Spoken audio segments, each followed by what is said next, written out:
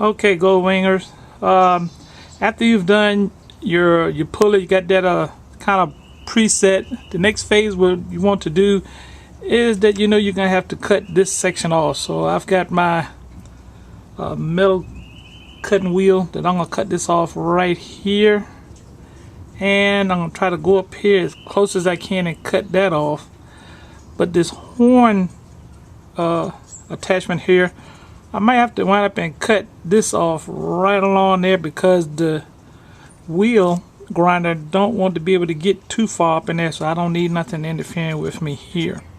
So I'm gonna go ahead and I'm gonna slice on through that real quick so I can go ahead and cut that off and cut that off as close as I can right up here.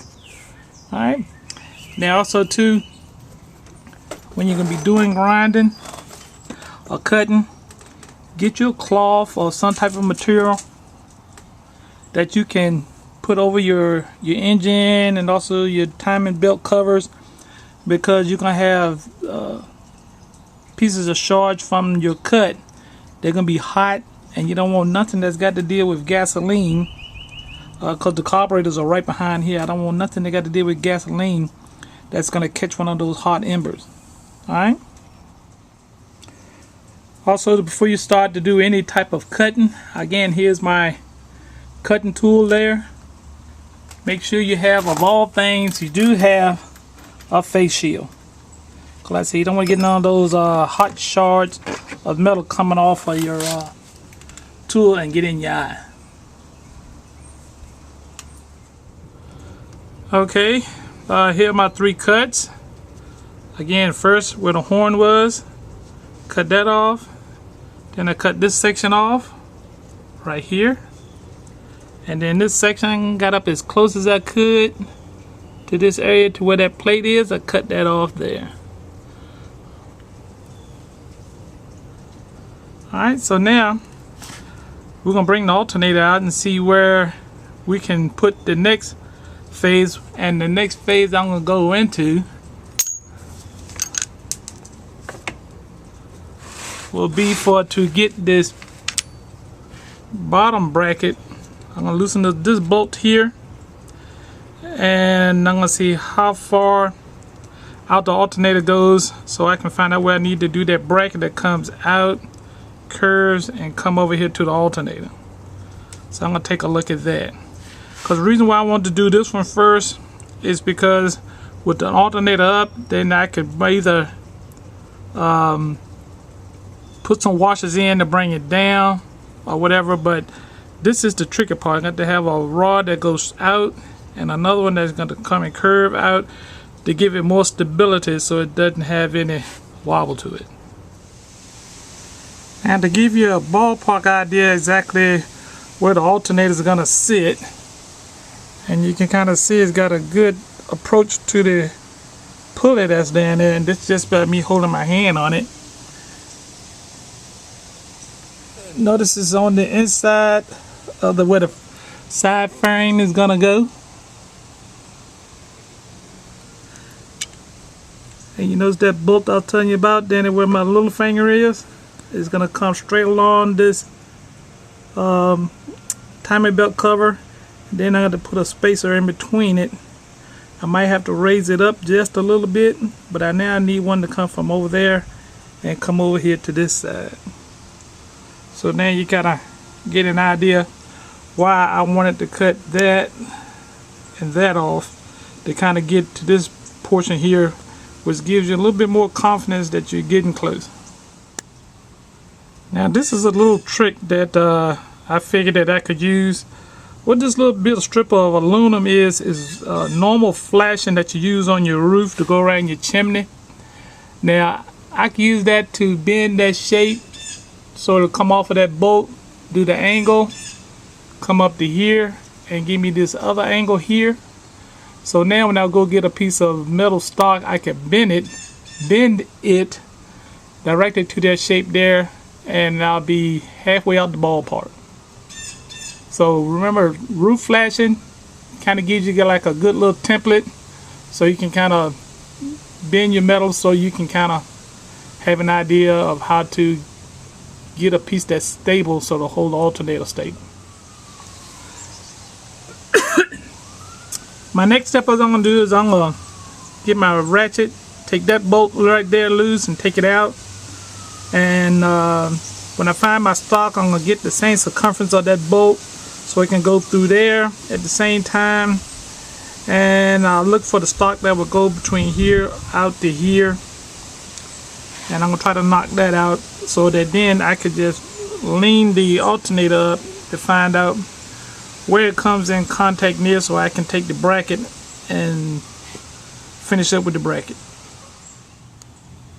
Now this piece of metal here, like I said, it's pretty thick. I believe this come off a metal locker, but you can go down to Lowe's and find this same type of piece. This seems like it's about, I say about a foot long, but you probably won't need no more than here. This is where it's gonna actually fit.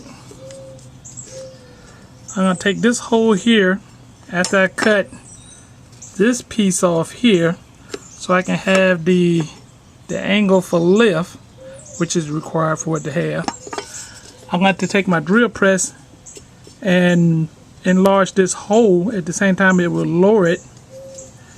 And the alternator, it fits way on the inside. I was going to cut it there, but I figured I'd rather cut it long. And after I do the pre-fit, I would cut it back if I don't need it. But I think it's just the hole that it's going to use, but I'm going to go back and cut it here. So this little short piece, like I said, is nice and rigid. I can go from here across to the alternator. And then I'm looking at taking this thin piece here of any excess if I have some more and use that for the curvature beam to join in with this piece. Alright, so that's what I'm working on right now. Just because that might come right back and you see it on the video, but it takes a little work to kind of do the fabrication on it. Alright, so hang in there.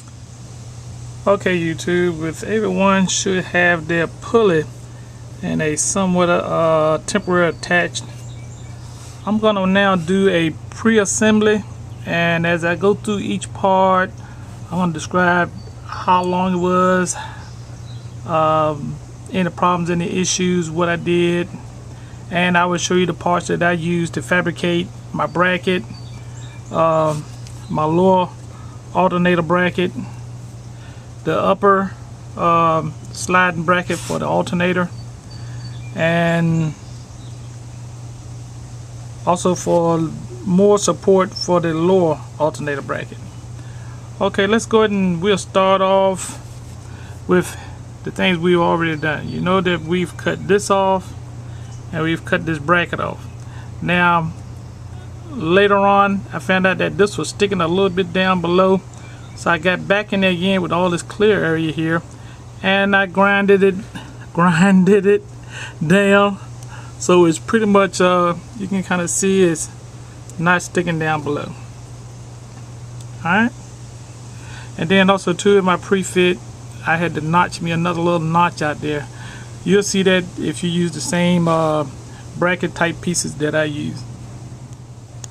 Now for the top bracket, from center of here to center of there, is 5 14/16 of an inch on center. Now for centimeters, it was 15 centimeters on center.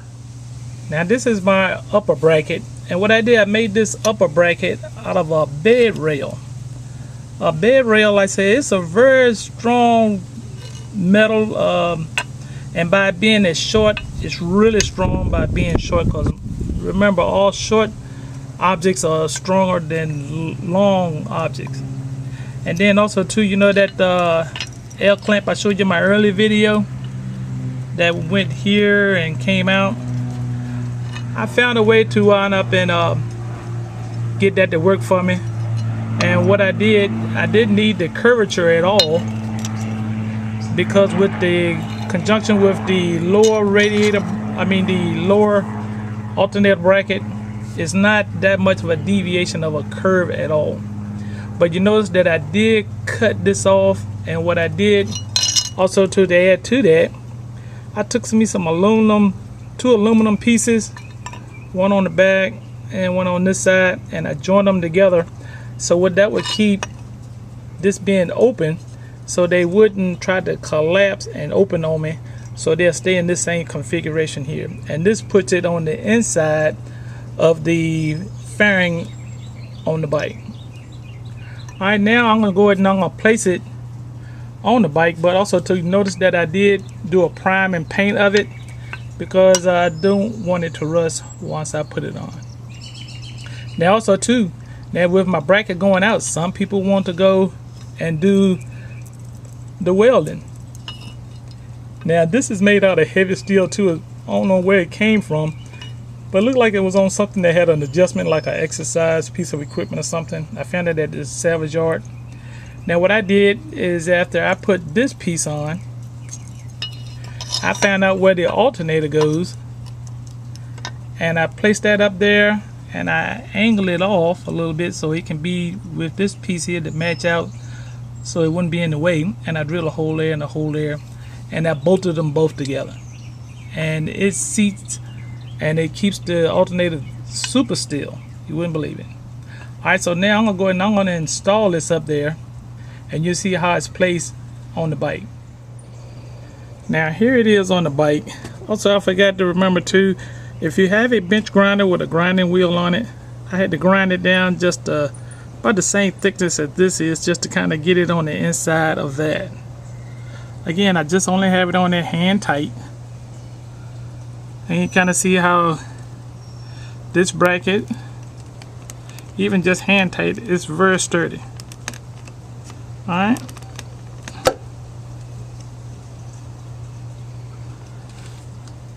now my next piece I'm going to add in would be this lower alternator bracket, and I'm going to use a 12-37 millimeter washer to add more strength, because more width on this plate would give it more rigidity so it wouldn't have any flex into it. Then also too, I'm going to add a piece of metal to it midway so that it would give it more strength. Now this piece for the lower alternator bracket, this is from that metal locker piece of gray material I had. Also too, I got a little short piece. It already had the pre-holes in it, so it's pretty strong. So what I'm going to do, I'm going to add in another short piece of metal to give it more strength between this bolt and the alternator bolt. So this will help stop any type of flex, to keep from having to have that other piece that came from here, went over and cut back in. So I eliminated that.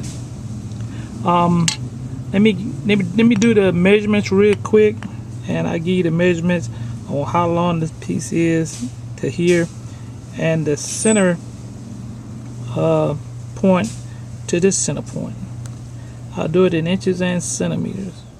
Okay, from this hole to this hole in inches is 3 15/16 of an inch. In centimeters, it is 10 centimeters on center. Now for the length of the piece from here to here, in centimeters is 13.5, and in inches it is 5 7/16. Now I'm going to install this again. Notice that I'm using that 12 millimeter by 37 millimeter washer.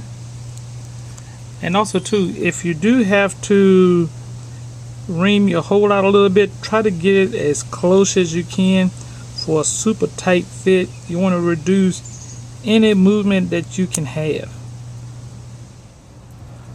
Now once you install it, see how that back plate bags up this gap between here and that 12-37 millimeter washer adds to the strength here.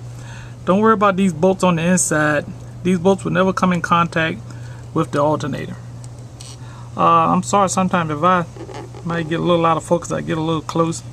Also too, you see this plate that's also here.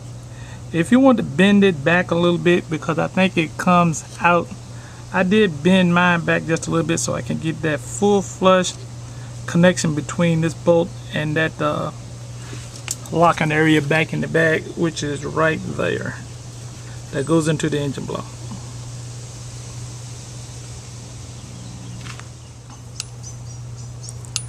Okay, now notice that I do have a 12-37 millimeter washer here. I went down to Lowe's and I've got this spacer here. Let's see if I can do a quick measurement on that spacer. That spacer is a 1.5 inches, and in centimeters it is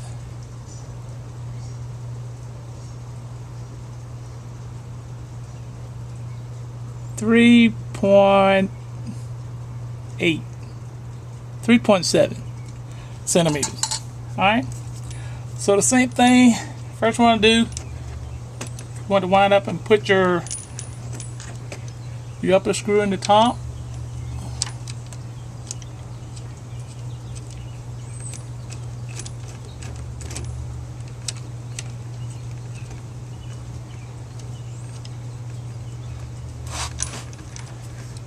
Pull back on your washer a little bit, spacer, stick that all the way through. Put your lock washer on there, and down the nut. Now I could have went with a 12-37 washer, but it would be touching that plate, and I didn't want a crooked strength on it when I tighten down on it. Alright, now notice I'm just going to do this hand tight.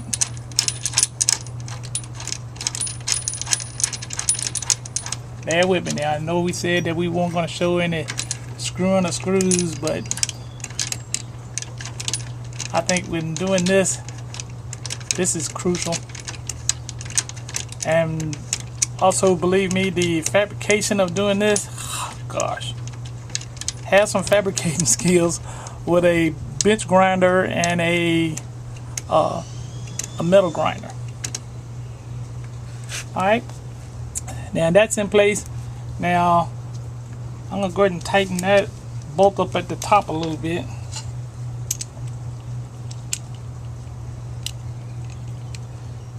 Come on, work with me.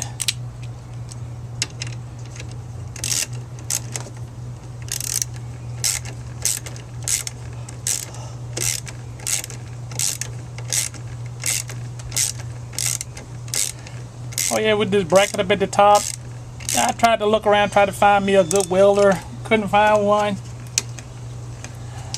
Also too, take a look over here where the one wire is. As you can kind of see, that's still kind of rigid now. But when I put the belt on, it comes out about that far. So it's away from that back plate back there in the back. Alright? Alright, now let's go and put the belt on. Can you see me put the belt on? No. Let's scoot you over here a little bit.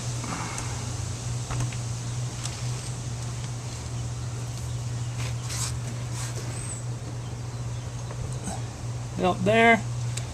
Push that back in.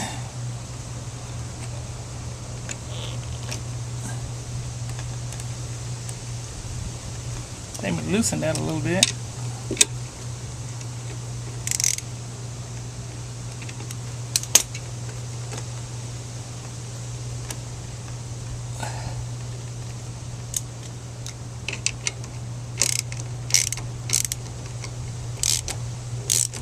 Alright, torque that down tight. Now I was thinking about putting a 12-37 millimeter washer up there to give it more strength as well. But look at that, I am shaking the bike, if you can probably can hear it, and that alternator is not moving at all. And I don't even have this bolt down here at the bottom tight yet. Let's see if I can tighten that one up a little bit.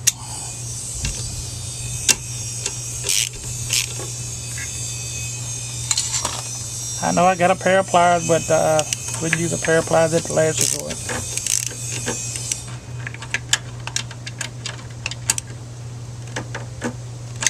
Alright, just a little bit tight. Now let's take a look. Alright, bear with me, I had to get up. Belt direction is straight, right to the point. Even on the bottom, here, straight to the point. Again, like I said, that, can you see me shaking the bike? That alternator doesn't go anywhere. So now that is how you can install your alternator on your Goldwing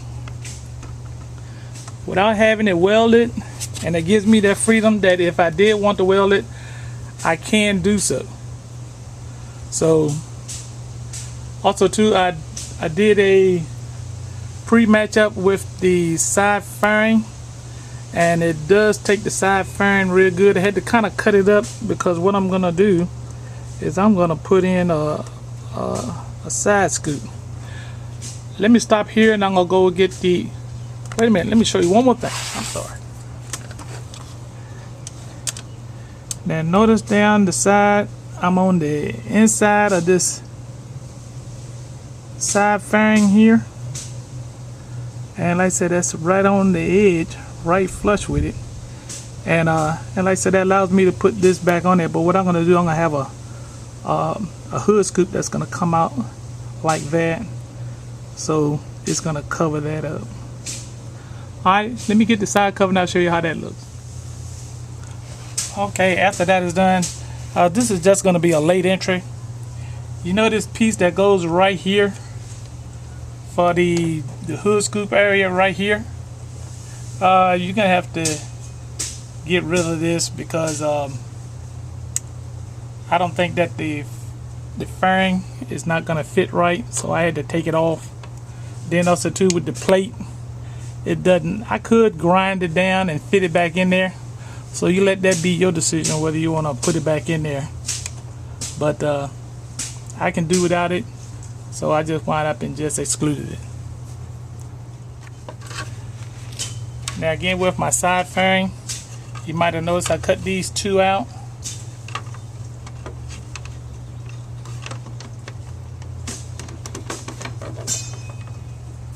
Notice all those pieces, they fit right back in the original position. I may cut some of this out to kind of get it off the alternator, but then again I might not. I might add a piece between here and here and cut this bottom section out. But it does fit the fairing in original fashion and position, and then when I have the hood scoop, it's going to be out about here, so it shouldn't interfere with anything. I think I will wind up and cut this off, because you can kind of see how close that is to the wheel, but it ain't bothering anything. Even on the back side, it's not bothering. I might wind up and cut that out and just add me a piece between here and here to give it some rigidity to it. Alright. Okay, Goldwing riders, as you can kind of see, this is the closing loop for the installation of the pull board alternator conversion for a Goldwing 84 Honda Goldwing Interstate. Notice that, like I said, the belt is tight, and I still have some space left for a little bit more tension if I need to. The next segment that I'm going to go to is going to be the fitting of the radiator. I do have these adapter pieces, but I may have to get some larger adapter pieces. Maybe all depends on what the pre-fit looks like. But if you like my configuration with the bed rail and this bracket that I found, that really helped out a whole lot, and don't forget the spacers. Now these 12-37mm washers, cause look at all that strength that I have for spreading out the pounds per square inch for tension, and the same thing for this back side. Alright. Oh, I did forget one thing. My bad. Here I did put a 12-37mm washer on this side of the alternator, because when I tightened it up, it seemed like it was a little bit of a gap there. So to close that, I didn't put it on here because I was in a hurry. I thought about that washer, but I didn't think about putting that one here. Okay, moving on. Let's try to hope that the radiator goes in just as good as this did. Okay, as it always goes, always a last clip, late entry. Here's a premium utility belt I got from AutoZone. It's an Armor Mark. It came out to be a L435. So if you can get the auto parts to scan that, they might could get the same type belt. So I don't have the exact inches in it, but because it may vary when you decide to wind up and install your alternator on it.